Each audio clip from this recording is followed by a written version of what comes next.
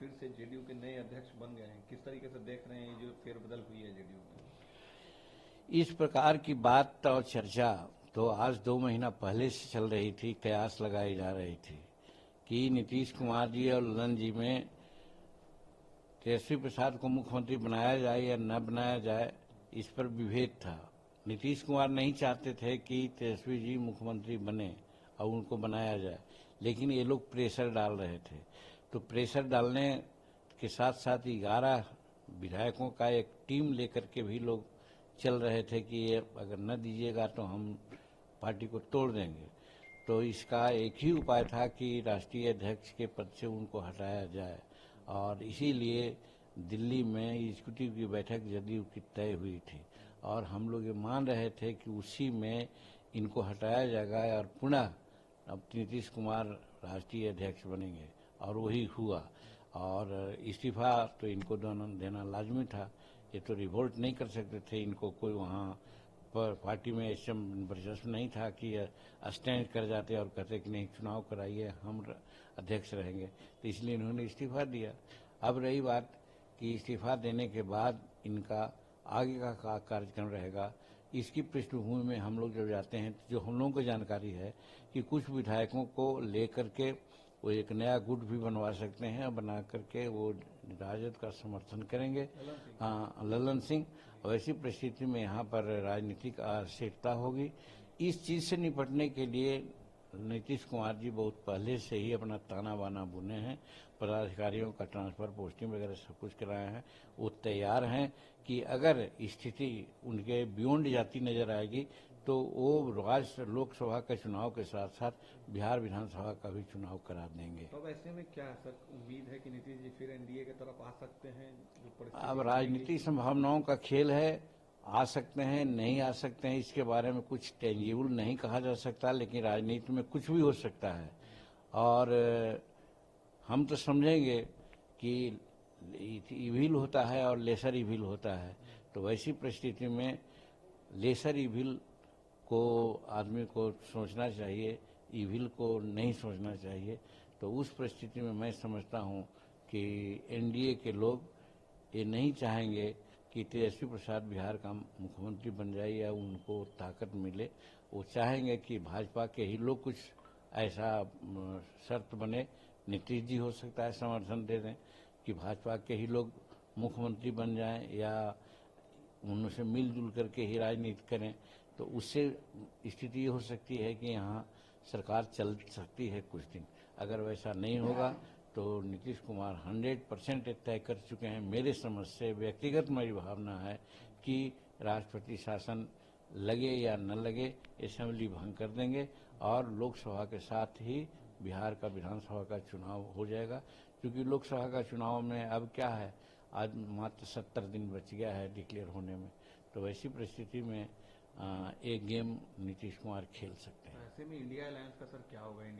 India alliance तो शुरू में हमने कहा था, जिसमें पटना में ही बैठक हुई थी, उसमें कहा था कि एक घमंडिया अलायंस है, जैसा कि प्रधानमंत्री ने भी कहा था।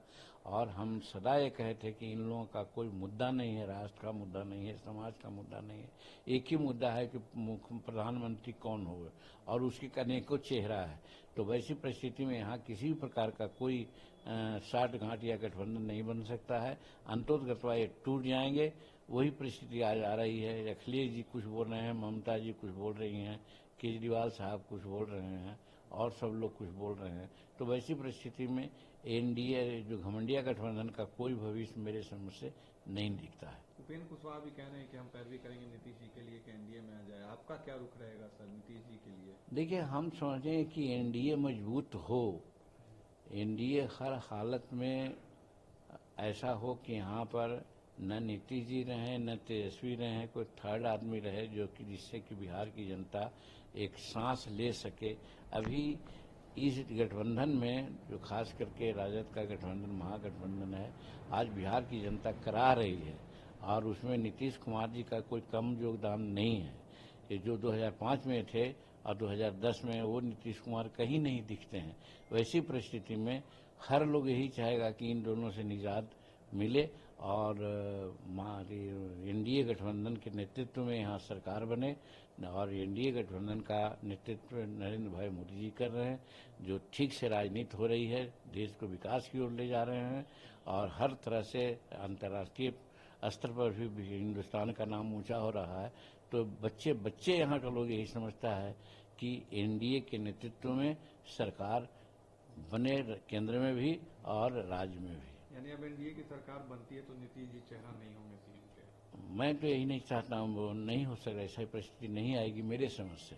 ऐसे राजनीति में कुछ भी हो सकता है, लेकिन हमारा व्यक्तिगत ये अनुमान है कि पुनः बिहार में चीफ मिनिस्टर का चेहरा नीतीश कुमार एनडीए की तरफ से हो या इधर महागठबंधन की तरफ से हो, हम समझते हैं कि नहीं बन सकेंगे। जो अध्यक्ष बने सर जेडीयू के, उनका मतलब नीतीश जी से दूरी हो गया, चाहे वो आरसीपी देख लें या फिर ललन सिंह देख लें, जॉर्ज साहब देख लें, उसके पहले शरद देख लें, अब नीतीश कुमार क्या अकेले रह गए हैं जेडीयू में जिस तरीके से? देखिए, इस मायने में हम कयास ही लगा सकते हैं कि नीतीश कुमार कूटनीतिक आदमी हैं, चाणक्य की राजनीति वो जानते हैं। और ये अलग बात है कि हम लोग सदा करते हैं कि नीतीश जी का कोई ऐसा सगा नहीं जिसको उन्होंने ठगा नहीं, चाहे जॉर्ज फर्नांडिस हों, चाहे शरद यादव हों, चाहे वो दिग्विजय सिंह हो, सबको उन्होंने ठगा। हमको उन्होंने नहीं ठगा। हम तो समझते हैं कि भले वो समझते हो कि हमको किनारा किया, लेकिन मेरी कोई राजनीतिक कद कोई कमा हो ऐसा नहीं। उनसे अलग होने के बाद मेरा राजनीतिक कद बढ़ा ही है। इसलिए हमको उन्होंने भले कह दिया हो कि हम निकाल दिया, ठग दिया, लेकिन हमको ठग नहीं सके, क्योंकि हमारा एक अपना कार्यक्रम है। हम गरीबों के लिए बात करते हैं, सबों के लिए बात करते हैं। तो वैसी परिस्थिति में हमारा जनाधार दिनों दिन बढ़ता ही जा रहा है, घटा नहीं है। इसलिए हमको उन्होंने ठगने का काम भले मन में सोचे होंगे, लेकिन हम ठगाए नहीं हैं। और कुछ सर अपने तरफ से आप कुछ ऐड करना चाहते हैं? कुछ ऐड नहीं, लगभग सब हो गए। मेन बात पता चला कि आप सर वहाँ हैं तो हम तो पूरी में कल थे।